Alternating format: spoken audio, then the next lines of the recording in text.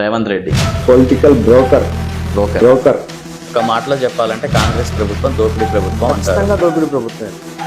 నేను BJP party గురించి అడుగుతుంటే మీరు తెలుగుదేశం పార్టీ గురించి డిస్కషన్ చేస్తున్నారు. అంటే తెలుగుదేశం లేదు, బీజేపీ లేదంటారా?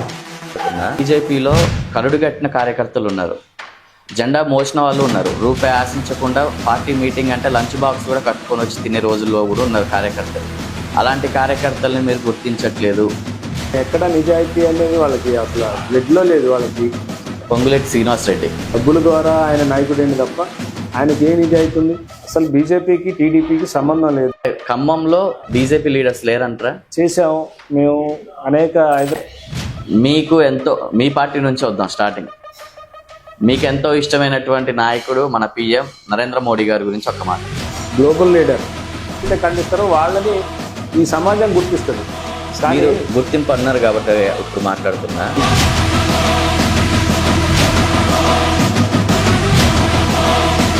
తుమ్మల నాగేశ్వరరావు బొమ్మ అంటే బీజేపీ పార్టీ మతతత్వ పార్టీ అంటున్నారు, దానికి మీరేమంటారు? ఖచ్చితంగా మద్దతు పార్టీ బీజేపీ, అందులో ఎటువంటి సందేహం లేదు. రాహుల్ గాంధీ పప్పు పప్పు పప్పు పప్పు.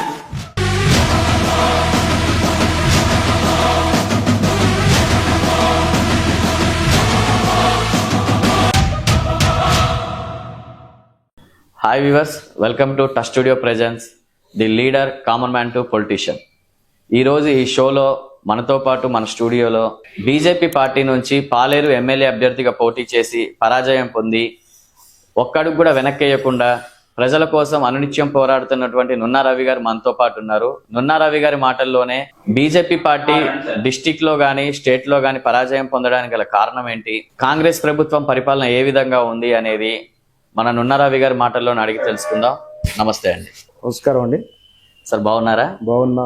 మీ అందరికి కూడా టచ్ స్టూడియో వారికి హృదయపూర్వక ధన్యవాదాలు. సార్ ఎలా ఉంది ప్రెసెంట్ మీ బీజేపీ జర్నీ? చాలా బాగుంది. అన్నిత్యం ప్రజల సమస్యల గొంతుకై భారతీయ జనతా పార్టీ నేతృత్వంలో ఈ రాష్ట్రంలో జరుగుతున్నటువంటి ప్రజా వ్యతిరేక విధానాల కోసం అనునిత్యం పోరాటం చేస్తున్నాం. నిజంగా పోరాటం చేస్తున్నారంటారా? ఈ జిల్లాలో, తెలంగాణ రాష్ట్రంలోనే కాదు ఖమ్మం జిల్లాలో కూడా ప్రజల గొంతుకై భారతీయ జనతా పార్టీ మాత్రమే పోరాటం చేస్తుంది. ఇది అందరికి కూడా తెలిసినటువంటి విషయమే. కాకపోతే మా శక్తి తక్కువ ఉండొచ్చేమో కానీ మా పోరాటం మాత్రం చాలా అద్భుతమైనటువంటి పోరాటమే, అందులో సందేహం ఏం లేదు. ఓకే, ఇప్పుడు మీరు పోరాటం గురించి కొద్దిసేపాకి మాట్లాడుకుందాం ఈ పాయింట్ని. ప్రెసెంట్ ఇప్పుడు మనం ఏదైతే ఖమ్మం జిల్లా బీజేపీ నాయకత్వం ఉందో అది 100% సక్సెస్ అవుతుందంటారా? ఖచ్చితంగా 100% సక్సెస్గా గత 5 సంవత్సరాలుగా ఉన్నటువంటి జిల్లా నాయకత్వం ఖచ్చితంగా సక్సెస్ అయినటువంటి విషయాన్ని రాష్ట్ర పార్టీ కూడా గుర్తించింది. ఇది సక్సెస్ఫుల్ జర్నీ లాగానే చూడాల్సిన అవసరం ఉంది. అదేవిధంగా తెలుగుదేశం పార్టీ కూడా గత 10 సంవత్సరాలుగా అధికారంలో ఉన్నటువంటి ఈ రాష్ట్రంలో ఇక్కడ కూడా స్థానికంగా సభ్యత పరంగా అన్ని రకాలు కూడా తెలుగుదేశం పార్టీ కూడా సంస్థాగతంగా బలోపేతమైనటువంటి జిల్లా. ఇక్కడ మీరు సెంట్రల్ పార్టీ, నేను బీజేపీ పార్టీ గురించి అడుగుతుంటే మీరు తెలుగుదేశం పార్టీ గురించి డిస్కషన్ చేస్తున్నారు. అంటే తెలుగుదేశం లేదు, బీజేపీ లేదంటారా? అట్లనే కాదు, ఇక్కడ ఉన్నటువంటి రాజకీయ నేపథ్యం గురించి చెప్పే క్రమంలో ఖచ్చితంగా తెలుగుదేశం పార్టీ కానీ, సో ఇప్పుడు ఉన్నటువంటి గతంలో అధికారంలో ఉన్నటువంటి బీఆర్ఎస్ పార్టీ కానీ ఇవన్నీ కూడా సంస్థాగతంగా బలోపేతం అయ్యే దిశలో ఉన్నటువంటి సందర్భాన్ని గుర్తు చేసుకోవాల్సిన అవసరం ఉంది. ఇప్పుడు మీరు బలోపేతం అన్నారు కదా, బీజేపీ వల్ల టీడీపీ బలపడుతుందా, టీడీపీ వల్ల బీజేపీ బలపడుతుందా? అసలు బీజేపీకి టీడీపీకి సంబంధం లేదు. సంబంధం లేనప్పుడు మరి మీరు టీడీపీ గురించి ఎందుకు డిస్కషన్ చేస్తున్నారు? జిల్లాలో ఉన్నటువంటి రాజకీయ నేపథ్యం, ఈ రాజకీయంగా ఉన్నటువంటి ఈ చరిత్రని మనం ఒకసారి తెలుసుకోవాల్సిన అవసరం ఉంది. కాబట్టి కమ్యూనిస్టుల గురించి, కాంగ్రెస్ పార్టీ గురించి, అదేవిధంగా తెలుగుదేశం బీఆర్ఎస్ పార్టీల గురించి కూడా చెప్పారు. ఓన్లీ తెలుగుదేశం గురించి మాత్రమే కాదు. రవి గారు, ఇప్పుడు మీరు మాక్సిమం అంటే కొన్ని సంవత్సరాల నుంచి బీజేపీ పార్టీలో ఉన్నారు. మీ ఎడ్యుకేషన్ చూసుకున్నా కానీ, మీ యువత స్టేజ్ లో ఉన్నప్పుడు కానీ యూత్ స్టేజ్ లో ఉన్నప్పుడు కానీ ఎస్ఎఫ్ఐలో కొంచెం యాక్టివ్ కార్యకర్తగా ఉండేవాళ్ళంట, స్టూడెంట్ లీడర్ గా. ఎస్ఎఫ్ఐ నుంచి ఉన్న వ్యక్తి ఉన్నట్టుండి బీజేపీకి రావడానికి కారణం ఏంటి? మూటాపురం గ్రామం, నాది నేలకొండపల్లి మండలం మూటాపురం గ్రామం. అక్కడ మా కుటుంబ నేపథ్యం అంతా కూడా అదొక కమ్యూనిస్ట్ గ్రామం. మా కుటుంబ నేపథ్యం కమ్యూనిస్ట్ పార్టీ, మా నాన్నగారు కావచ్చు, మా కుటుంబం మొత్తం కూడా కమ్యూనిస్ట్ పార్టీలో ఉన్నటువంటి సందర్భం. అక్కడ ఉన్నటువంటి ఆర్గనైజేషన్స్ కూడా అప్పుడు కాంగ్రెస్ పార్టీ, కమ్యూనిస్ట్ పార్టీ రెండింటి మధ్యనే ఉండేది. కాంగ్రెస్ పార్టీకి ఆల్టర్నేట్గా కమ్యూనిస్ట్ పార్టీ మాత్రమే ఉండేది. విద్యార్థి సంఘాల్లో కూడా ఎన్ఎస్యుఐ, పీడిఎస్యు అవి ఉన్నప్పటికి కూడా అది పీడిఎస్యు నామమాత్రంగా ఉన్నది. పెరుగుతున్నటువంటి వయసులో అనుభవాలు అనేక రకాలుగా చూసుకున్నప్పుడు ఈ దేశంలో అభివృద్ధి చెందగాలంటే అప్పుడున్నటువంటి ఎల్కే అద్వానీ గారు, వాజ్పేయి గారి నేతృత్వంలో అనేక ఉద్యమాలు జరుగుతున్నాయి కాంగ్రెస్ పార్టీకి వ్యతిరేకంగా. అటువంటి సందర్భం చూసినప్పుడు ఈ దేశానికి భారతీయ జనతా పార్టీ అవసరం. భారతీయ జనతా పార్టీ మాత్రమే కాంగ్రెస్ పార్టీని ఓడించగలిగేటువంటి పార్టీ అనేది మేము ఆలోచన చేసి ఆ రోజు ఓటు హక్కు వచ్చినప్పటి నుంచి కూడా BJP so party only Congress ని ఓడించే సత్తా బీజేపీకి ఉంది అని ఒకే ఒక్క కారణంతో మీరు ఎస్ఎఫ్ఐ నుంచి బీజేపీలోకి జాయిన్ అయ్యారంటారు. అంతే. సిద్ధాంతపరంగా కాంగ్రెస్ పార్టీ అనేది ఒక కుటుంబ పార్టీ. కేవలం ఒక కుటుంబ పార్టీకే, కుటుంబానికి మాత్రమే అటువంటి ప్రాధాన్యత ఇచ్చేటువంటి పార్టీ అనేది. ఓకే, మీరు అంటున్నారు కాంగ్రెస్ పార్టీ కుటుంబ పార్టీ అంటున్నారు. కొంతమంది ప్రజలు ఏమంటున్నారంటే బీజేపీ పార్టీ మతతత్వ పార్టీ అంటున్నారు. దానికి మీరేమంటారు? ఖచ్చితంగా మద్దతు పార్టీ బీజేపీ, అందులో ఎటువంటి సందేహం లేదు. ఎందుకంటే అంటే ఓపెన్ స్టేట్మెంట్ ఇస్తున్నారు మతతత్వ పార్టీ అని. మొన్న రీసెంట్ గా మోడీ గారు కూడా ఒక స్టేట్మెంట్ ఇచ్చారు, నేను ముస్లిమ్స్ ఇంట్లో కూడా నాకు భోజనం పెట్టారు అని. మీరేమో మతతత్వ పార్టీ అంటే ఏ మతానికి సపోర్ట్ అంటారు బీజేపీ పార్టీ? ఖచ్చితంగా మెజారిటీ ఉన్నటువంటి హిందువులకు అన్యాయం జరుగుతున్నటువంటి సందర్భంలో హిందువుల పక్షాన నిలబడి హిందువుల కోసం పోరాటం చేసేటువంటి పార్టీ అనేది చెప్పుకోవటంలో ఎటువంటి సందేహం లేదు. కారణం హిందువుల కోసం పోరాటం చేసే పార్టీ అంటారా, హిందువుల కోసమే పుట్టిన పార్టీ అంటారా? హిందువులకి అన్యాయం జరుగుతుంటే ఈ దేశం మత ప్రాతిపదికన విభజన జరిగింది. విభజన జరిగినప్పటికీ కూడా ఈ ఓటు బ్యాంక్ రాజకీయాల కోసం కాంగ్రెస్ పార్టీ, కమ్యూనిస్ట్ పార్టీలు కేవలం ఒక హిందుత్వం అనేటువంటి ముద్ర వేసినటువంటి విధానాన్ని మేము ఖచ్చితంగా ప్రజలకి అదే అవసరం అనుకుంటే అనుకున్నా పర్లేదు, మాది మతత్వ పార్టీ అనుకున్నా పర్లేదు అనే విధానంతో ఉంటున్నాం తప్ప కేవలం ఇది వేరే మతాన్ని కించపరచాలనో వేరే మతాన్ని ఇక్కడ లేకుండా చేయాలనే ఆలోచనతో ఉన్నటువంటి పార్టీ కాదు. హిందువులకి అనుకూలంగా ఉంటాం, హిందువులకు అన్యాయం జరిగితే మేము పోరాటం చేస్తాం హిందువుల పక్షాన. దాన్ని మీరు ఇప్పుడు పోరాటం అంటున్నారు కదా, ఎగ్జాంపుల్ గా చాలా రాష్ట్రం మొత్తం మీద చాలా విగ్రహాల ధ్వంసం జరిగిన ఒక ఖమ్మం డిస్టిక్ లో, ఖమ్మం జిల్లాలో, ఖమ్మం పట్టణంలో ఒక్కటంటే ఒక్కళ్ళు కూడా ఖండించినట్టు ప్రెస్ మీట్ పెట్టలేదు, ర్యాలీలు చేయలేదు, ధర్నాలు చేయలేదు. దానికి కారణం ఏంటంటారు? అంటే ఖమ్మంలో బీజేపీ లీడర్స్ లేరంటారా? చేశాం మేము. అనేక హైదరాబాదు చుట్టుపక్కల ఉన్నటువంటి దేవాలయాలను విగ్రహాలు ధ్వంసం చేసినటువంటి సందర్భాల్లో ఖమ్మంలో కూడా మేము నిరసన వ్యక్తం చేశాం. చరిత్ర చూసుకోండి, మా అన్ని కూడా క్లియర్ గా ఉంటాయి. సో మీరైతే ఫైట్ చేశారంటారు ఖమ్మంలో? 100% చేస్తూనే ఉంటాం. ఎప్పుడైనా 100% చేస్తాం మా శక్తి మేరకు. చాలా. మీరు ఎవరైతే ఖమ్మంలో ఓటర్స్ ఉన్నారో మీ బీజేపీ కార్యకర్తలే నాతో డిస్కషన్ చేసిన సందర్భంలో మా బీజేపీలో ఖమ్మంలో నాయకత్వ లోపాలు చాలా ఉన్నాయి, దానివల్ల మేము ఏమి చేయలేకపోతున్నాం, దానివల్ల మేము ఏమైనా చెయ్యాలి అన్నా కానీ సైలెంట్ కూర్చోవాల్సి వస్తుంది అని చెప్పి మీ కార్యకర్తలు బాధపడుతున్నారు. దానికి మీరేమంటారు? అంటే వాళ్ళకి అవగాహన లేదు. మీ కార్యకర్తలకి అవగాహన లేదంటారా? అట్లా మాట్లాడిన వాళ్ళకి అవగాహన లేదు. మీ కార్యకర్తలే మా కార్యకర్తలు అయినప్పటికీ కూడా భారతీయ జనతా పార్టీ ఇది కార్యకర్తల బేస్డ్ పార్టీ. దీనికి నాయకత్వం వహించాల్సింది పైనుంచి ఎవరో దిగిరారు. ఛత్రపతి శివాజీ ఇక్కడికి రారు. మనమే ప్రతి కార్యకర్త ఛత్రపతి శివాజీ అయి ఉద్యమం చేయాల్సిన అవసరం ఉంది. ఇది ప్రతి కార్యకర్తపై ఉన్నటువంటి నైతిక బాధ్యత. ఇది ఒకళ్ళ మీద అలాంటప్పుడు మోర్చాలు ఎందుకు పెడుతున్నారు? వాళ్ళకి ప్రెసిడెంట్లు ఎందుకు పెడుతున్నారు? ఎందుకు డిస్ట్రిక్ట్ ప్రెసిడెంట్, ఎందుకు టౌన్ ప్రెసిడెంట్? ప్రతి ఒక్క కార్యకర్త లీడరే అయినప్పుడు ఇది ఆర్గనైజేషన్ పరంగా, పార్టీలో ఉన్నటువంటి ఆర్గనైజేషన్ పరంగా ఉన్నటువంటి విధానం అది జాతీయ పార్టీ నుంచి. అందులో ఎటువంటి సందేహం లేదు. అది వేరు. ఉద్యమాలు చేయడానికి వాళ్ళు అవసరం లేదు. ఉద్యమం చేయాలి అనుకుంటే జిల్లా పార్టీ అధ్యక్షుడు లేకపోతే మోర్చా అధ్యక్షులు అవసరం లేదు. ప్రతి కార్యకర్త కూడా జెండా పట్టుకొని రావచ్చు. దాన్ని ఖండించవచ్చు, అందులో ఎటువంటి సందేహం లేదు. ఆయన ఎవరైతే ఖండిస్తారో వాళ్ళని ఈ సమాజం గుర్తిస్తుంది. మీరు గుర్తింపు అన్నారు కాబట్టి ఇప్పుడు మాట్లాడుతున్నా, బీజేపీలో కరుడుగట్టిన కార్యకర్తలు ఉన్నారు, జెండా మోసిన వాళ్ళు ఉన్నారు, రూపాయి ఆశించకుండా పార్టీ మీటింగ్ అంటే లంచ్ బాక్స్ కూడా కట్టుకొని వచ్చి తినే రోజుల్లో కూడా ఉన్నారు కార్యకర్తలు. అలాంటి కార్యకర్తల్ని మీరు గుర్తించట్లేదు, ఓన్లీ డబ్బున్న కార్యకర్తలే మీరు గుర్తిస్తున్నారు అనేది మీ కార్యకర్తల డిస్కషన్. చాలా తప్పు. భారతీయ జనతా పార్టీలో ఆ డబ్బున్న కార్యకర్తలు అనేవాళ్ళే తక్కువ మంది ఉన్నారు. ప్రతి ఒక్క కార్యకర్త కూడా సామాన్య కార్యకర్తే, పేద కార్యకర్తే. అందరూ కూడా ఏమీ ఆశించకుండా అనేక సంవత్సరాలుగా మీరు చెప్పినట్టుగా జెండా కోసం, దేశం కోసం, ధర్మం కోసం అనేక ఇబ్బందులు పడ్డ, అనేక కేసుల పాలైనా కూడా, కుటుంబాన్ని కూడా లెక్క చేయకుండా జైలు పాలైనా కూడా కష్టపడే కార్యకర్తలు ఉన్నారు. వాళ్ళకి గుర్తింపు అనేది 100% ఉంది. అందులో ఉదాహరణే నేను. నున్నా రవికుమార్ అనే వ్యక్తి చాలా సామాన్య కార్యకర్త.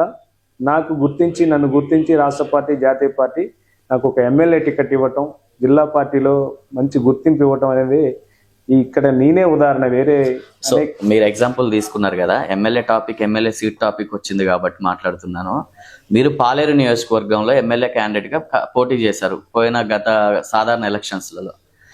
మీ ఎలక్షన్స్ లో పోటీ చేసిన సమయంలో మీ ఓట్ బ్యాంక్ ఏమైంది? మీ బీజేపీ కార్యకర్తలు మీకు కూడా సపోర్ట్ చేయని సందర్భాలు ఏర్పడ్డాయి. దేనికి? అటువంటిదే లేదు. అప్పుడు ఉన్నటువంటి వాతావరణంలో అక్కడ పొంగులేటి శ్రీనివాసరెడ్డి, కందాల ఉపేందర్ రెడ్డి ఇద్దరు కూడా పెద్ద పారిశ్రామికవేత్తలు, అనేక కోట్ల రూపాయల అధిపతి ఉన్నటువంటి నేపథ్యం.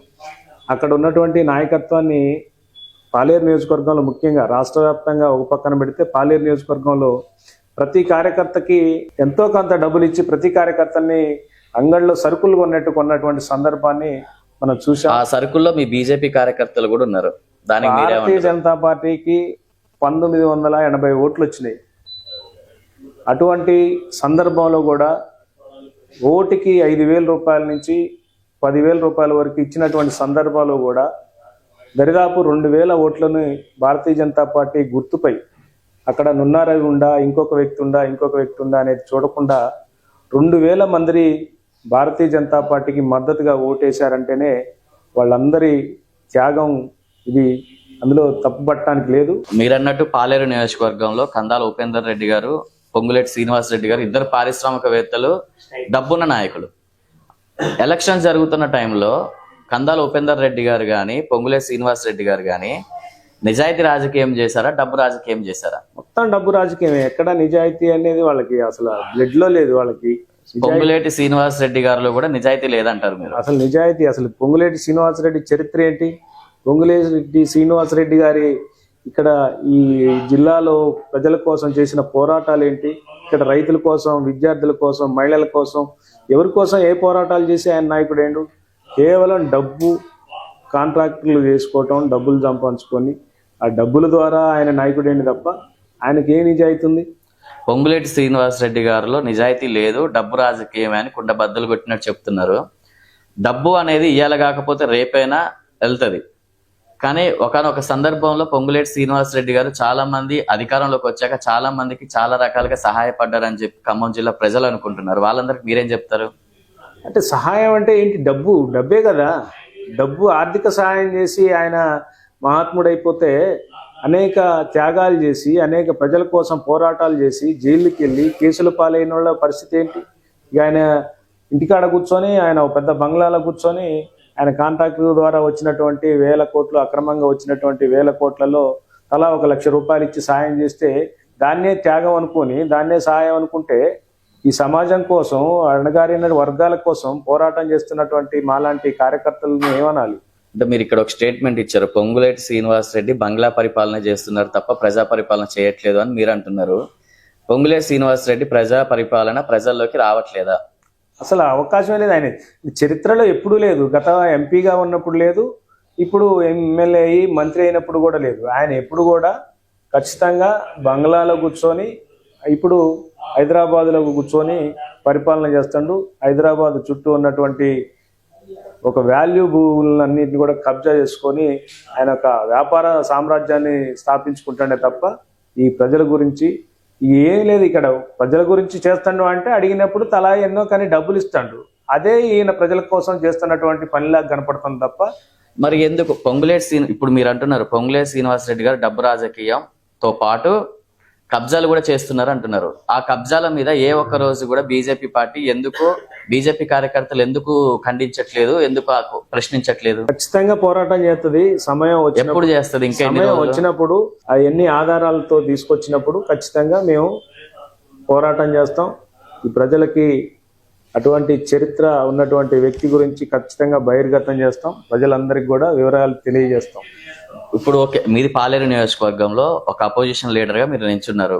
పాలేరులో అభివృద్ధి జరుగుతుందా లేదా? పాలేరులో జరుగుతున్నటువంటి అభివృద్ధి మొత్తం కూడా ఎన్ఆర్జీఎస్ నిధుల ద్వారా కేంద్ర ప్రభుత్వం ఇచ్చేటువంటి నిధులని ప్రతి కార్యకర్తకి, కాంగ్రెస్ పార్టీ కార్యకర్తలకి 5 లక్షలు పంచుకొని వాళ్ళు సిమెంట్ రోడ్లు విస్తరిస్తున్నారు. మీ సెంట్రల్ డబ్బులతోనే గవర్నమెంట్ అభివృద్ధి జరుగుతుంది అంటే పూర్తిగా కేంద్ర ప్రభుత్వ నిధులతోటే. రాష్ట్రం నుంచి ₹1 తీసుకొచ్చినటువంటి సందర్భం ఏమంటే చెప్పండి. రైట్. కళ్యాణ లక్ష్మి చెక్కులు ఓన్లీ అది హెల్త్ కి సంబంధించినటువంటి చెక్కులు తప్ప కాంగ్రెస్ పార్టీ రాష్ట్ర ప్రభుత్వం నుంచి ఏమైనా వచ్చినాయా చూడండి. సో ఇప్పుడు మీరు పాయింట్కి వచ్చారు. సెంట్రల్ గవర్నమెంట్ స్టేట్ గవర్నమెంట్ కి కొంత డబ్బు ఇస్తుంది. ఆ డబ్బులతోనే ఇప్పుడు రోడ్లు కానీ డెవలప్మెంట్ కానీ జరుగుతుందని మీరు అంటున్నారు. మరి మీరు ఇంత అమౌంట్ ఇస్తున్నా గానీ ప్రజల్లోకి మీరు ఎందుకు దీన్ని తీసుకెళ్ళలేకపోతున్నారు? సెంట్రల్ గవర్నమెంట్ వాటా ఇంత ఉంది అని ప్రజలకి పూర్తిగా విషయాలన్నీ తెలియదు అని మేము అంటున్నాం. 100% తప్పది. ప్రజలు చాలా చైతన్యవంతులు, అన్ని విషయాలు తెలుసు. ఈ కేంద్ర ప్రభుత్వం ఇచ్చేటువంటి నిధులు అనే సంగతి తెలుసు. కానీ ఎందుకు చెప్పట్లేదు అంటే ఇక్కడ స్థానికంగా ఉన్నటువంటి ప్రభుత్వం, ఈ రాష్ట్ర ప్రభుత్వం, ఇక్కడ స్థానికంగా ఉన్నటువంటి ఎమ్మెల్యే, స్థానికంగా గ్రామాల్లో ఉన్నటువంటి గ్రామ సర్పంచులు, పెద్ద పెద్ద నాయకులంతా కూడా ఒకే గొడుగు కింద ఉన్నారు. వాళ్ళని వ్యతిరేకించి మాట్లాడే పరిస్థితి లేదు ప్రజలకి, సామాన్య ప్రజలకి. మీరేమో సమయం వచ్చినప్పుడు అది చూపిస్తారు. మీరేమో స్టేట్ ప్రెజర్స్ వల్ల బయటికి రావట్లేదు అంటున్నారు. ప్రజలేమో డిస్టిక్ గానీ స్టేట్ నాయకత్వ లోపం వల్లనే సెంట్రల్ గవర్నమెంట్ చేసే అభివృద్ధి పనులు జనాల్లోకి వెళ్ళట్లేదు అంటున్నారు. ఇక్కడ టోటల్లీ నాయకత్వ లోపమే అంటున్నారు. దానికి మీరేమంటారు? అసలు నేను ఇందాక చెప్పాను, ఇక్కడ నాయకులు అనేవాళ్ళు ఎవరు లేరు. భారతీయ జనతా పార్టీలో సామాన్య కార్యకర్తలందరూ నాయకులే. సామాన్య ప్రజలంతా భారతీయ జనతా పార్టీ సైనికులే. నరేంద్ర మోడీ గారి నేతృత్వంలో ఈ గ్రామాలకి ఏమొస్తున్నాయి అనే విషయం అందరికీ తెలుసు. తెలిసినా కూడా సందర్భం వచ్చినప్పుడు, ఆ సమయం వచ్చినప్పుడు చెప్తారే తప్ప పొద్దాక ఇప్పుడు బీజేపీ ఇచ్చింది, కేంద్రం ఇచ్చిందంటే వాడికి అన్నీ కట్ అవుతున్నాయి. రేషన్ రాదు, నీకు కళ్యాణ లక్ష్మి రాదు, లేకపోతే నీకు ఇల్లు రాదు, అన్ని రకాలుగా బెదిరింపులకు పాల్పడుతున్నారు. కాబట్టి సామాన్య ప్రజలంతా కూడా అవకాశం కోసం ఎదురు చూస్తున్నారు. ఒకటి మీరు అన్నట్టుగా ఈ ప్రజలకు కావాల్సింది ఏంటంటే భరోసా ఇచ్చే నాయకుడు, ఒక బలమైనటువంటి నాయకుడు కావాలని ఆ భరోసా ఇచ్చే నాయకుడే లేడంటున్నాం కోరుకుంటారు. అది భరోసా ఇచ్చే నాయకుడు అంటే వాళ్ళ దృష్టిలో ఏంటంటే ఈ పొంగులేటి శ్రీనివాసరెడ్డి లాగా అడిగినప్పుడల్లా డబ్బులు ఇవ్వటం, శ్రీనివాసరెడ్డి లాగా అన్ని రకాలుగా ఆదుకుంటాడనే భరోసా వాళ్ళు కోరుకుంటారు. అట్లా మనం భారతీయ జనతా పార్టీ దాన్ని స్వాగతించదు. మీ మాటలు చూస్తుంటే బీజేపీ ఖమ్మం డిస్టిక్ లో బీజేపీ టార్గెట్ పొంగులేటి శ్రీనివాసరెడ్డే అన్నట్టుంది. ఒక పొంగులేటి శ్రీనివాసరెడ్డే కాదు, ఒక ఖమ్మం కాదు, వేరే వేరే జిల్లాల్లో కూడా ఇటువంటి ఆర్థిక పరమైనటువంటి ఆర్థిక నేరగాళ్ళు అది రాజకీయాల్లోకి వచ్చి వీళ్ళ రాజ్యాలు వెళ్తున్నటువంటి సందర్భాల్లో సామాన్య ప్రజలు సామాన్య నాయకుల్ని కొంచెం లేటు పట్టొచ్చు కానీ గుర్తిస్తారు అనేది నా విశ్వాసం. మేము ఎంత పొంగులేటి శ్రీనివాసరెడ్డి గారి టాపిక్ అంత తగ్గిద్దాం అనుకున్నా మీరు ఒక స్టేట్మెంట్ వదులుతూనే ఉన్నారు. ఇప్పుడు ఆర్థిక నేరగారు అన్నారు, ఇప్పుడు సిబిఐ ప్లస్ ఐటీ ఇదంతా మీ హ్యాండ్ ఓవర్ లోనే ఉన్నాయి. ఎన్నో ఐటీ సోదాలు కూడా జరిగాయి. అయినా కానీ ఒక్క ప్రూఫ్ తో ఒక్క దాంట్లో కూడా అతన్ని అరెస్ట్ చేయకపోవడానికి కారణం ఏంటంటారు? ఖచ్చితంగా ఆధారాలు అన్నీ ఉన్నాయి. ఆధారాలతో పాటుగా అన్నిటినీ ఎల్లబెట్టే సందర్భం ఉంది. అనేక సార్లు రైడ్లు దొరికినాయి. ఆయన కొడుకు అధికారం అయిపోయాక ఆయన కొడుకుది అంతా కూడా ఫైల్ అవుతుంది. చట్టం తన పని తను చేసుకుంటూ పోతుంది. అది ఈడీ సిబిఐ అన్నీ చేసుకుంటాయి కాబట్టి అందులో మనం మాట్లాడకూడదు. అది అన్నీ కూడా కనపడుతూనే ఉన్నాయి కదా. ఖమ్మం డిస్టిక్ వచ్చేసరికి 3 మంత్రులు ఉన్నారు, తుమ్మల గారు, పొంగులేటి గారు, బట్టి గారు. ఈ 3 కలిసి ఖమ్మానికి న్యాయం జరుగుతుంది అనుకుంటున్నారా? ఇప్పుడున్న పరిస్థితిలో 3 మంత్రులు ఈ జిల్లాకి భరోసా కల్పిస్తారనుకున్నాం. ఉమ్. ఉన్నటువంటి అవకాశాన్ని ఖమ్మం జిల్లా అభివృద్ధికి కృషి చేస్తారనుకున్నాం. కానీ ఇక్కడ జరుగుతుంది ఏంటంటే ఈ మూడు ముక్కలాట నడుస్తుంది. ఇక్కడే కాదు, అసలు రాష్ట్ర వ్యాప్తంగా కూడా ఎటువంటి అభివృద్ధి జరగట్లేదు. రాష్ట్రం ఎంతసేపు అప్లికేషన్లు తీసుకోవటం, ఎంక్వైరీలు చేయటం, దాన్ని మొత్తం కూడా సర్వేల పేరుతోటి కాలయాపన చేస్తున్నారు తప్ప ఎక్కడ కూడా ఎటువంటి అభివృద్ధికి నిధులు కేటాయించడం కానీ, ఇక్కడ రాష్ట్ర ప్రభుత్వం ఏర్పడి సంవత్సరం దాటింది, ఇంతవరకు ఏమి ఇచ్చారు అసలు? ఇది రాష్ట్ర ప్రభుత్వం ద్వారా గ్యాస్ సబ్సిడీ అనుకుంటా సగం గ్యాస్ సబ్సిడీ అని ఇస్తూనే ఉన్నారు. చెప్తా, గ్యాస్ సబ్సిడీ అనేది సగం మందికి కూడా రాలేదు.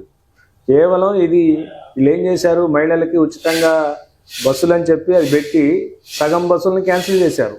అసలు బస్సులు ఊళ్ళల్లో ఆగట్లేదు, పల్లెటూర్లలో బస్సులు ఆగట్లేదు, బస్ సర్వీసులన్నీ రద్దు చేశారు. ఈ రెండు పథకాలు తప్ప వీళ్ళు చేసినటువంటి ఇప్పుడు ఇందిరమ్మ ఇల్లు కూడా ప్రాసెస్ లో ఉంది కదా. ఇందిరమ్మ ఇళ్ళకి ప్రాసెస్ ఎప్పటి నుంచి అవుతుంది? ఇంకా అయితేనే ఉంటుంది. ఇందిరమ్మ ఇళ్ళకి ఒక కమిటీ, దానికి ఒక యాప్, ఇది నిరంతరం జరుగుతూనే ఉంటుంది. ఇది ఇప్పట్లో ఇచ్చే కాదు. గతంలో చూసినాం, కేసీఆర్ ప్రభుత్వంలో కూడా డబుల్ బెడ్రూమ్లు కట్టించి అట్లా చూపించాడు. దాన్ని ఇట్లా చూపించి కనీసం 4 సంవత్సరాలు అట్లే పడవబడి ఉన్నాయి తప్ప ఎవరికి ఇవ్వలేదు. ఊరికో 10 ఇళ్ళు కట్టి ఎవరికి ఇవ్వకుండా అట్లా చూపించుకుంటా ఇది నీకే నీకే అనుకుంటా ఊళ్ళో ఓటర్లందరినీ కూడా ప్రభావితం చేయడానికే అవి పెట్టింది తప్ప ఇప్పుడు కూడా ఇందిరమ్మ ఇల్లు కూడా అదే రకంగా గ్రామ పంచాయతీ స్థానిక సంస్థల ఎన్నికల వరకు మీకు ఇస్తాం అనుకుంటా అది కాలయాపన చేస్తారు. అది అయిపోయిన తర్వాత మళ్ళీ దాని ఊసు కూడా ఉండదు. ఇప్పుడు గత ప్రభుత్వం బీఆర్ఎస్ పరిపాలనలో ఉన్నప్పుడు ధరణి అని ఒక పోర్టల్ తీసుకొచ్చారు. ఇప్పుడు కాంగ్రెస్ గవర్నమెంట్ వచ్చాక ధరణి తీసేసి భూమాత అనే ఒక పోర్టల్ తీసుకొని వచ్చారు. ఈ రెండింటి వల్ల ప్రజలకు న్యాయం జరిగిద్ది అనుకుంటున్నారా? ఈ రెండింటి వల్ల ధరణి అనేది తీసుకొచ్చి కబ్జాలకు పాల్పడ్డది కేసీఆర్ కుటుంబం. అనేక అన్యాక్రాంత భూములన్నింటినీ కూడా కబ్జా చేసుకుంటారు. కొన్ని వేల కోట్ల రూపాయల ఆస్తుల్ని కేటీఆర్, హరీష్ రావు, కేసీఆర్ కుటుంబం మొత్తం కూడా కబ్జా చేసుకుంది. అందులో ఇప్పుడున్నటువంటి ఈ కాంగ్రెస్ పార్టీలో ఉన్నటువంటి మంత్రులు వీరు కూడా భాగస్వామ్యం ఉంది. వీళ్ళంతా కూడా అప్పుడు ఆ పార్టీలోనే ఉన్నారు. ఇప్పుడు ఇటు వచ్చి ఈ భూమాత అనేది పెట్టి కూడా ఇది కబ్జాల కోసమే తప్ప ఇది రైతులకు కానీ సామాన్య ప్రజలకు కానీ ఎటువంటి ఉపయోగపడే కార్యక్రమాలు ఈ ప్రభుత్వాలు రెండు కూడా చేయవు. ఇది కేవలం దోపిడీ ప్రభుత్వం తప్ప ప్రజల కోసం చేసే అయితే ఏం కనపట్టలేదు. సో ఒక్క మాటలో చెప్పాలంటే కాంగ్రెస్ ప్రభుత్వం దోపిడీ ప్రభుత్వం అంటారు. ఖచ్చితంగా దోపిడీ ప్రభుత్వం ఇది. అంటే ఎందుకు అంత భారీ స్టేట్మెంట్? అంటే మీరు పార్టీ వైజ్ చెప్తున్నారా, ఒక నార్మల్ ఒక కామన్ మ్యాన్ గా చెప్తున్నారా? కామన్ మ్యాన్ గా చెప్తున్నా. ఇక్కడ దోపిడీ తప్ప కాంగ్రెస్ చరిత్ర చూసుకుంటే ఎప్పుడైనా ఇదే. గత పాలనలో కూడా కాంగ్రెస్ పార్టీ దోపిడీ జరిగింది తప్ప ఈ పేద ప్రజల కోసం అనేక సంవత్సరాలుగా ఒక మహిళలకి గౌరవం కల్పించడానికి ఒక బాత్రూమ్ లెట్రూమ్ కట్టించినటువంటి పాపన్న పోయిందా? ఈ రోజు కూడా సామాన్యుల్ని, పేదల్ని, అకౌంట్ లేనటువంటి అనేక మంది ఎందుకు ఉండాల్సి వచ్చింది ఇన్ని సంవత్సరాలు? నరేంద్ర మోడీ గారు భారతీయ జనతా పార్టీ అధికారంలోకి వచ్చేంతవరకు అని చెప్పి ఇవన్నీ చూసుకుంటే కేవలం ఇది దోచుకోవడానికి, ఇతర దేశాలకు మద్దతుగా ఉండటానికే ఈ కాంగ్రెస్ పార్టీ ఉందనే సంగతి చరిత్ర చూసుకున్నా తెలిసిపోతుంది. మీ మాటల్లో చూసుకుంటేనేమో కాంగ్రెస్ పార్టీ మీద వ్యతిరేకత ఉంది, ప్రజల్లోనేమో అంత వ్యతిరేకత కనబడట్లేదు. ప్రజల్లో వ్యతిరేకత ఎందుకు కనపడలేదంటే గతంలో ఇక్కడ కుటుంబ పాలన, అవినీతి పాలన అంతమొందించడానికి భారతీయ జనతా పార్టీ నేతృత్వంలో జరిగినటువంటి ఉద్యమాలే కారణం. అది అనూహ్యంగా రేవంత్ రెడ్డి దాన్ని హైజాక్ చేసిండు తప్ప ఇక్కడ ప్రజలు మొత్తం కూడా కాంగ్రెస్ పార్టీకి అనుకూలంగా లేరు. భారతీయ జనతా పార్టీ క్రెడిటే ఈరోజు కేసీఆర్ ఓడిపోతారు. సో ఇప్పుడు గత బీఆర్ఎస్ ప్రభుత్వంలో పువ్వాడ అజయ్ కుమార్ ఎక్స్ మినిస్టర్, పువ్వాడ అజయ్ కుమార్ గారి అనుసంధానంలోనే మీ పార్టీ అధ్యక్షుడు, ఖమ్మం పార్టీ అధ్యక్షుడు నడిచారు తప్ప బీజేపీ పార్టీ కోసం నడవలేదు అని చెప్పి చాలా రూమర్స్ ఉన్నాయి. మీ కార్యకర్తల్లోనే చాలా మంది డిసప్పాయింట్ కూడా అయ్యారు. మా అధ్యక్షుడు ఇట్లా ఉండబట్టే మేము ఇట్లా ఉన్నామని. దానికి మీరేమంటారు? చాలా తప్పది, చాలా దుర్మార్గమైనటువంటి మాట. ఇక్కడ పువ్వాడ అజయ్ కుమార్ అనే ఒక ఫ్యాక్షనిస్ట్ లాగా వ్యవహరించాడు తప్ప ఈ జిల్లాలో ఒక రాజకీయ నాయకుడిలాగా లేడు. అనేక కక్ష సాధింపు చర్యలకి పాల్పడి కేవలం భారతీయ జనతా పార్టీని మాత్రమే టార్గెట్ చేసి భారతీయ జనతా పార్టీ కార్యకర్తల మీద అనేక కేసులు పెట్టి భారతీయ జనతా పార్టీ ఒక కార్యకర్త చావుకు కారణమైనటువంటి నేపథ్యంలో కూడా మేము ఎక్కడ కూడా వెనక్కి తగ్గకుండా మా జిల్లా అధ్యక్షుడు గల్లా సత్యనారాయణ గారి నాయకత్వంలో ఎక్కడ కూడా వెనక్కి తగ్గకుండా మా శక్తి తక్కువ ఉన్నప్పటికీ ఆయనకు అధికారంలో ఉన్న అంగబలం అధికార బలం అన్నీ ఉన్నా కూడా మేము చాలా సాహసోపేతమైనటువంటి పోరాటం చేసాం తప్ప ఇక్కడ అజయ్ కుమార్కి తొత్తులుగా ఉన్నటువంటి సందర్భం ఎప్పుడూ లేదు, ఉండాల్సిన అవసరం కూడా లేదు. ఇప్పుడు మీరు ఏదైతే పాలేరు నియోజకవర్గంలో పొంగులేటి శ్రీనివాసరెడ్డి గారు ఉన్నారు, ఖమ్మం పట్టణంకి వచ్చేస్తే తుమ్మల గారు ఉన్నారు. తుమ్మల గారు మోస్ట్ సీనియర్ రాజకీయ నాయకుడు, ఏ ప్రభుత్వంలో ఉన్నా కానీ మినిస్టర్ హోదాలోనే ఉండే వ్యక్తి. అతను కూడా ఏం డెవలప్మెంట్ చేయట్లేదు అంటారా? ఇక్కడ మీరు ఇందాక చెప్పినట్టుగా ఈ పాలేరు నియోజకవర్గంలో అభివృద్ధి జరిగినా, ఖమ్మం అసెంబ్లీలో అభివృద్ధి జరిగినా, ఈ ఖమ్మం జిల్లాలో అభివృద్ధి జరిగినా కూడా కేవలం కేంద్రం ఇచ్చేటువంటి నిధులు మాత్రమే తప్ప ఈ రాష్ట్ర ప్రభుత్వం నుంచి తీసుకొచ్చిన నిధులు ఏంటి, ఈ రాష్ట్ర ప్రభుత్వం చేసినటువంటి అభివృద్ధి ఏంటో ఒకసారి చెప్పాలి. వాళ్ళు శ్వేతపత్రం రిలీజ్ చేయమనండి, చూద్దాం అసలు వాళ్ళు రాష్ట్ర ప్రభుత్వం ఈ ఫండ్ ఇచ్చింది, రాష్ట్ర ప్రభుత్వం ద్వారా ఇది నిర్మించను చెప్పమనండి. ఇంతవరకు ఏమైనా ఉందా? ఒక్కటి కూడా లేదు. ఆ నేషనల్ హైవేస్ వెళ్తున్నాయి, అది డెవలప్మెంట్లో భాగంగా ఇప్పుడు మన ఖమ్మం జిల్లా చుట్టూ ఒక మణిహారం లాగా అనేక నేషనల్ హైవేస్ వెళ్తుంటే ఆ రోడ్డు ఎక్కి ఈ రోడ్డు నేనే తీసుకొచ్చానని చెప్పుకుంటాడు తుమ్మల నాగేశ్వరరావు గారు. అసలు జాతీయ రహదారులకి తుమ్మల నాగేశ్వరరావు గారికి ఏం సంబంధం? అట్లా ఒక విజనరీ ఉండొచ్చు ఆయన, కానీ ఇక్కడ అభివృద్ధి ఏంటి, దానికి వచ్చే నిధులు ఏంటి, ఆ నిధులు తీసుకురావటంలో మీ పాత్ర ఏంటి? ఇక్కడ ఫామ్ ఆయిల్ ఉంది, ఫామ్ ఆయిల్ డెవలప్మెంట్లో జాతీయంగా మేము ఆలోచించినటువంటి విధానం నరేంద్ర మోడీ గారి నేతృత్వంలో ఈ ఫామ్ ఆయిల్ డెవలప్మెంట్ అనేది జరగాలని అది జాతీయ నాయకత్వం ఆలోచించి జాతీయ మొత్తం ఒక రాష్ట్రమే కాదు కదా, ఒక ఖమ్మం జిల్లా కాదు కదా, అన్ని రాష్ట్రాల్లో కూడా ఫామ్ ఆయిల్ సాగుకి సబ్సిడీలు ఇచ్చి దానికి మద్దతు ధరని కూడా ఇచ్చి ఇతర దేశాల నుంచి దిగుమతిని తగ్గించి అటువంటి సందర్భంలో డెవలప్మెంట్ జరుగుతుంటే ఇదేదో ఫామ్ ఆయిల్ ఆయనే తీసుకొచ్చినట్టుగా, ఆయనే డెవలప్మెంట్ చేసినట్టుగా, ఆయనే ఈ రేటు పెంచినట్టుగా ప్రజల్ని తప్పుదోవ పట్టిస్తాడు, ప్రజల ముందు బిల్డప్లు ఇచ్చుకుంటాడు తప్ప ఇందులో వాళ్ళు చేసిన అభివృద్ధి కానీ. తుమ్మల గారు చేసింది ఏం లేదు, బిల్డప్ తప్ప ఏమి అభివృద్ధి చేయట్లేదని మీరు అంటున్నారు. ఖచ్చితంగా చేస్తే చేసింది చెప్పుకోండి. ఫామ్ ఆయిల్కి మీకేం సంబంధం? నేషనల్ హైవేస్కి మీకేం సంబంధం? మీ ముఖ్యమంత్రి, మీ మంత్రివర్గం మీరు చేసిన తుమ్మల గారికి ఒక బిరుదు ఉంది, అభివృద్ధి ప్రదాత అని. అభివృద్ధి జరుగుతున్నటువంటి అభివృద్ధిలో ఆయన ఊకనే చెయ్యేసి ఇది నేను చేసిన అని చెప్పుకోవటం అది కాదు. తుమ్మల గారు గతంలో రాష్ట్రం నుంచి నిధులు తీసుకొచ్చారు, సీతారామ ప్రాజెక్టు కావచ్చు, కొన్ని అనేక చిన్న చిన్న ఇరిగేషన్ ప్రాజెక్టులలో వారు చేసినటువంటి తీరుని ఎవరు కూడా కాదనలేరు, అది చెప్పుకోండి తప్పులేదు. కానీ నేషనల్ హైవేస్, ఈ ఫుడ్ ప్రాసెసింగ్ యూనిట్స్ ఇవన్నీ జాతీయంగా వచ్చినటువంటి నిధులు నువ్వు ఎట్లా చెప్పుకుంటారు? మీరు చెప్పుకోవట్లేదుగా మరి. మేము చెప్పుకుంటాం. ఎప్పుడు చెప్పుకుంటారా? అది మేము చెప్పుకుంటున్నాం, మేము చెప్పుకోవాల్సిన అవసరం లేదండి. మీరు చెప్పుకోవట్లేదు కాబట్టి వాళ్ళు చెప్పుకుంటున్నారు. అంటే అది మీ లోపం, వాళ్ళ లోపం కాదు కదా. అట్లేం లేదండి. మేము చేసే పని మేము చేసుకుంటూ వెళ్తాం. ప్రచారం చేసుకోవడం కోసము అన్ని ప్రజలు గమనిస్తున్నారు. ఈ రాష్ట్రంలో, ఈ దేశంలో మూడోసారి మోడీ గారికి అవకాశం ఇచ్చారు అంటే అభివృద్ధి కేవలం నరేంద్ర మోడీ గారి ద్వారానే జరుగుద్ది. ఈ దేశ రక్షణ నరేంద్ర మోడీ గారు, భారతీయ జనతా పార్టీ ఆధ్వర్యంలో జరుగుద్దని చెప్పి ఈ దేశవ్యాప్తంగా ప్రజల విశ్వాసం ఎందుకు ఉంది? మేమేమంటున్నాం అంటే సెంట్రల్ లెవెల్లో మోడీ గారు కష్టపడినంత స్టేట్ లెవెల్లో, డిస్టిక్ లెవెల్లో కార్యకర్తలు కష్టపడట్లేదు. నాయకుల లోపం వల్లనే స్టేట్ లో గవర్నమెంట్ ఫామ్ కావట్లేదని మేము అంటున్నాం. అటువంటిది ఏం లేదు. మా శక్తి మేరకు మేము పోరాటం చేస్తున్నాం. కొంత మీరు చెప్పినట్టుగా జనాలకి రీచ్ కావటంలో కొంచెం తగ్గుండొచ్చు. మా పోరాటాలు మేము చెప్పుకోవటంలో కొంత తగ్గడంలో ఎవరి లోపం ఉంది? మా వైఫల్యం ఉంది. నాయకత్వంగా మా వైఫల్యం ఉండొచ్చాం, కానీ మేము పూర్తిగా ఫైనల్లీ యాక్సెప్ట్ చేస్తారు మీ లోపం ఉంది. కొంత లోపం ఉన్నమాట వాస్తవం. అందులో మేము అవునన్నా కాదన్నా దాన్ని తీసేసేది కాదు. ఫైనల్లీ డిస్టిక్ గానీ స్టేట్ గానీ బలమైన నాయకత్వం లేదు అని చెప్పి మీరే యాక్సెప్ట్ చేశారు. అట్లా కాదు. స్టేట్ లో బలమైన నాయకత్వం లేదని అనుకుంటే ఇవాళ 8 పార్లమెంట్లు కానీ 8 మంది ఎమ్మెల్యేలు కానీ గెలిచేటువంటి మీరు 8 గొప్ప అనుకుంటున్నారు, చాలా తక్కువ అనుకుంటున్నారు. ఖచ్చితంగా తక్కువే. మేము చేసినటువంటి అభివృద్ధికి ఇంకా రావాల్సిన అవసరం ఉంది. కానీ అది లోపం వల్ల జరిగింది కాదు, నాయకత్వ లోపం వల్ల జరిగింది కాదు. అప్పుడు ఉన్నటువంటి స్పాంటినెస్ ఉన్నటువంటి పరిస్థితులు, ఇక్కడ ఆల్టర్నేటివ్గా బీజేపీ కాదు కాంగ్రెస్ అనే జనాలు ఒక తప్పుడు నిర్ణయం తీసుకోవటం. ఇక్కడ ఇంకోటి ఏంటంటే వీళ్ళు చేసినటువంటి ప్రచారం, కాంగ్రెస్ పార్టీ ఏం చేసింది, బీఆర్ఎస్ బీజేపీ రెండు ఒకటే అని ఒక తప్పుడు ప్రచారం చేయడంలో వాళ్ళు సక్సెస్ అయ్యారు. ఆ ప్రచారం చేయడానికి ఒక వే క్రియేట్ చేసింది మీరే కదా.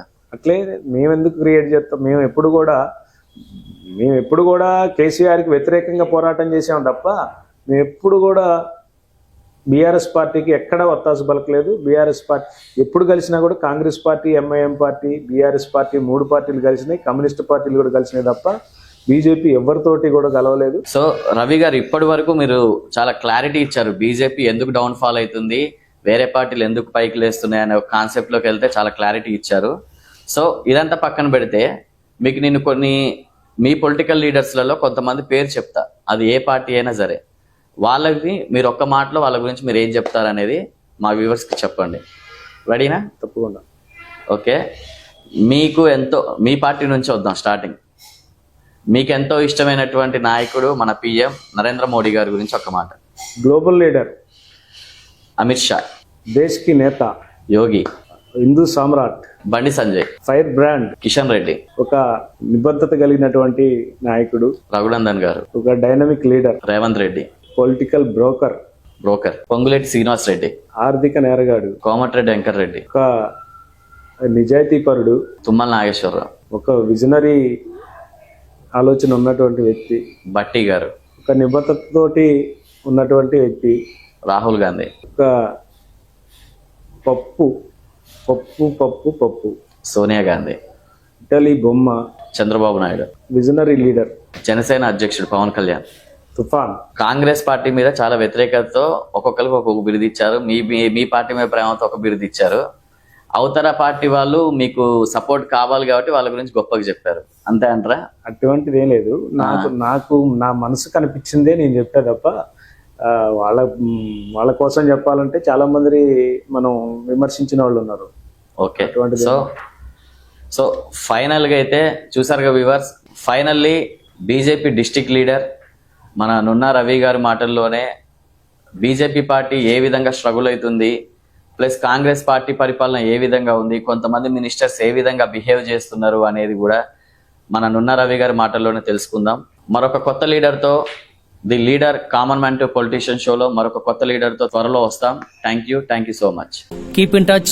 Please touch subscribe button.